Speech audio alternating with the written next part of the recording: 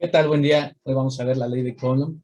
Y esa ley nos va a ayudar para determinar cómo es la fuerza entre dos cargas eléctricas. Una carga eléctrica pues es una propiedad que tienen los elementos atómicos y la cual es una energía que puede ser positiva o negativa. Si tenemos dos cargas eléctricas con energía positiva o con cargas iguales, va a haber una fuerza de repulsión entre ellas. Si son las cargas opuestas, va a haber una fuerza de atracción, como en el magnetismo. Bueno, la ley de Coulomb establece que la fuerza entre dos cargas va a ser igual al producto entre las cargas por la constante de proporcionalidad K entre la distancia que hay entre ellas al cuadrado. Bueno, esa constante de proporcionalidad K vale 9 por 10 a la 9 newtons metro cuadrado sobre Coulomb cuadrado. Y bueno, entonces vamos aquí a hacer un ejercicio para poder analizarlo mejor. Aquí tenemos una regla y vamos a determinar la fuerza que se ejerce sobre Q1 y sobre Q2. Primero vamos a empezar con la fuerza que estas dos cargas ejercen sobre Q1. Para ello, entonces, anotamos aquí la fórmula nuevamente. Bueno, vamos a anotar la fórmula, pero ya sustituyendo los valores. Entonces, la fuerza entre Q1 y Q2 va a ser igual. Aquí tengo los valores de Q1, Q2 y Q3. Entonces, en este caso va a ser igual a menos 4 microcoulombs por, ese sería Q1 por la Q2 que vale 6 microcoulombs. Esto por la constante de proporcionalidad K, que es 9 por 10 a la 9 newton metro cuadrado sobre coulomb cuadrado, y todo esto entre la distancia al cuadrado, que es 0.2 metros al cuadrado. Bueno, aquí el paréntesis se cierra aquí. Ok. Entonces, ahora sí, vamos a hacer esta operación. Vamos a meterla en la calculadora para hacerlo rápidamente. Y tengo el menos 4 microcoulombs, lo que es lo mismo, por 10 a la menos 6. ¿no? Microcoulombs es 10 a la menos 6, ¿está? Luego esto por 6 microcoulombs, otra vez por 10 a la menos 6. Y esto por 9 por 10 a la 9. Y todo esto entre la distancia al cuadrado, que es 0.2 al cuadrado. Ahora cierro paréntesis, ¿está? Y esto me da un valor de menos 5.4. Entonces lo anotamos aquí. Esto va a ser igual a menos 5.4. ¿Qué unidades quedan? Queda coulomb por coulomb cuadrado entre coulomb cuadrado, se elimina. Y aquí metro cuadrado entre este metro cuadrado se va a eliminar, solamente nos queda newton, que es la unidad de la fuerza. Ok, bueno, continuamos aquí abajo entonces y tenemos ahora el cálculo de la fuerza que se ejerce entre Q1 y Q3. Y esto va a ser igual. Q1 sigue valiendo lo mismo, menos 4 microcoulombs. Q3 aquí vale menos 8 microcoulombs. Igual por 9 por 10 a la 9 newtons por metro cuadrado sobre coulomb cuadrado. Y todo esto entre la distancia que para este caso es 0.16 metros. Entonces, entre 0.16 metros al cuadrado. Y esto va a ser igual. Nuevamente vamos a la calculadora. Vamos a anotar los valores que son menos 4 microcoulombs. Entonces vamos a poner menos 6, sale por 10 a la menos 6, por menos 8, igual por 10 a la menos 6, y esto por 9 por 10 a la 9, entre, abro paréntesis, 0.16 al cuadrado, cierro paréntesis, y esto me da 11.25. 11.25, mismas unidades, newtons.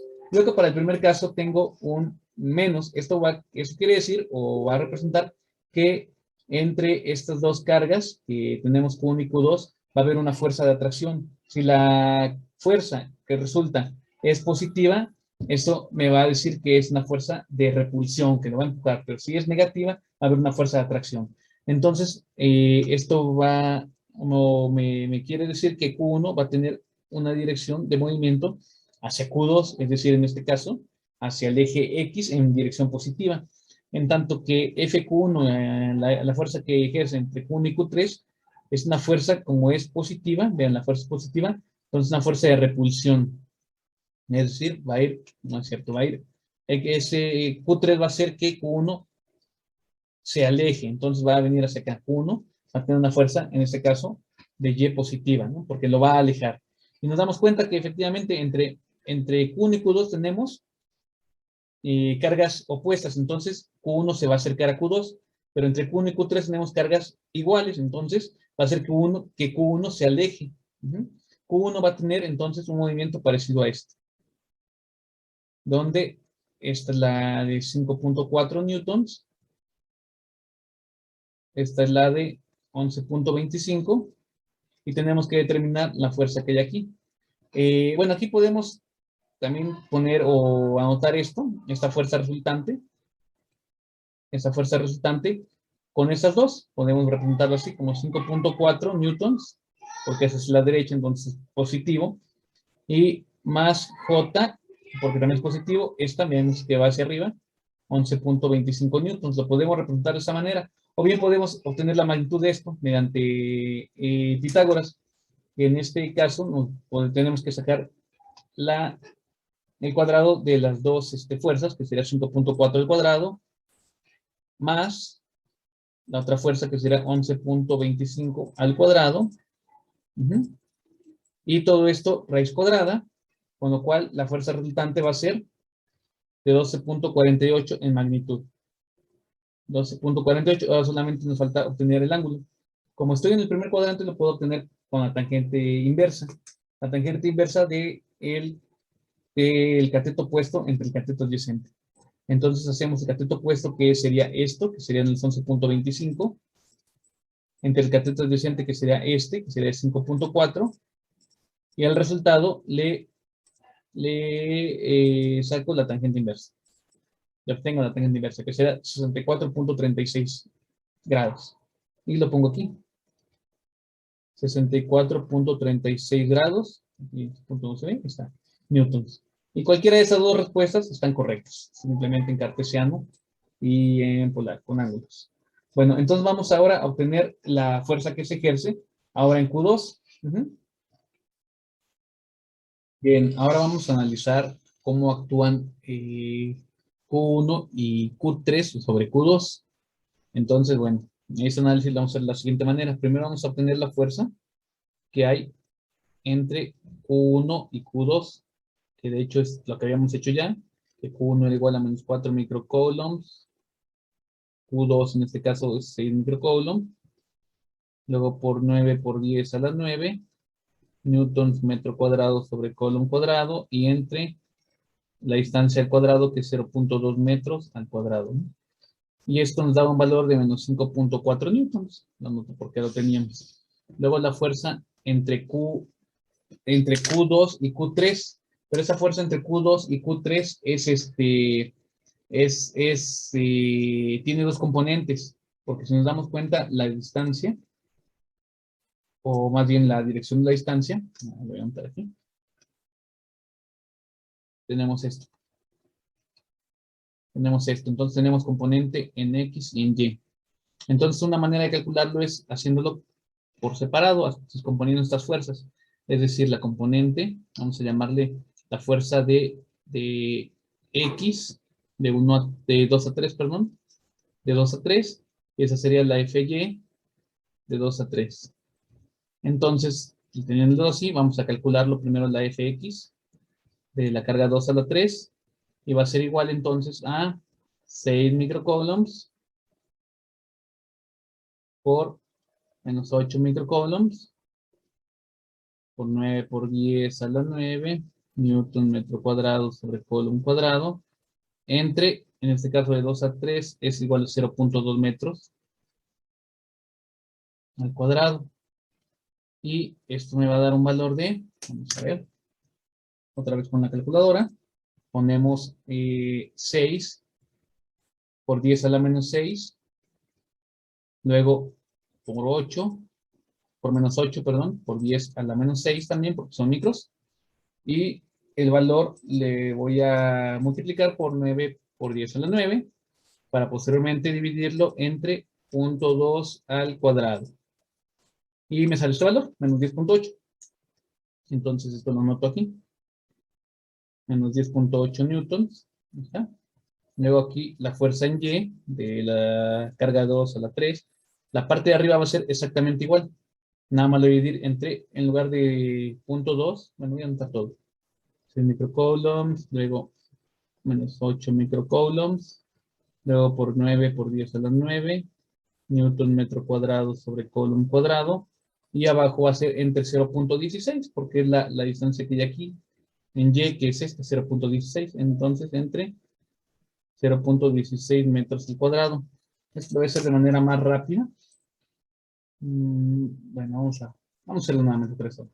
Entonces tendría, para este caso, 6 microcoulombs. Sería 6 por 10 a la menos 6 por menos 8 microcoulombs. Luego por 9 por 10 a la 9. Y luego todo esto entre, ahora sí, paréntesis, punto 16 al cuadrado. Y esto me va a dar un valor de menos 16.87. Pues lo pongo aquí. Menos 16.87 newtons. Como la primera fuerza que hay entre Q1 y Q2, de hecho nos damos cuenta, nos salió negativa, quiere decir que va a haber una fuerza de atracción, ya lo habíamos comentado. Entonces, Q1 va a hacer que Q2 tenga esta dirección, esta fuerza, que va a ser de fuerza de 1 a 2, que es esta de aquí. Luego, Q3 tiene menos en 10.8, o sea que va a ser que esta fuerza entre Q2 y Q3 en X va a ser de atracción, es decir, va a ser a secar, y en Y fue menos, entonces también va a ser de atracción. Q3 va a hacer que Q2 baje, porque lo va a acercar hacia él. De hecho, si nos damos cuenta, así sería, ¿no? Sería así. Entonces ya tengo las fuerzas en X y en Y. Decíamos que la fuerza de Q1 a Q2 es una fuerza totalmente en un solo sentido, que es en un solo eje, que sería en el eje X. Entonces, esta vamos a hacer la sumatoria de las fuerzas en X, que sería esta, que está aquí, que sería menos 5.4.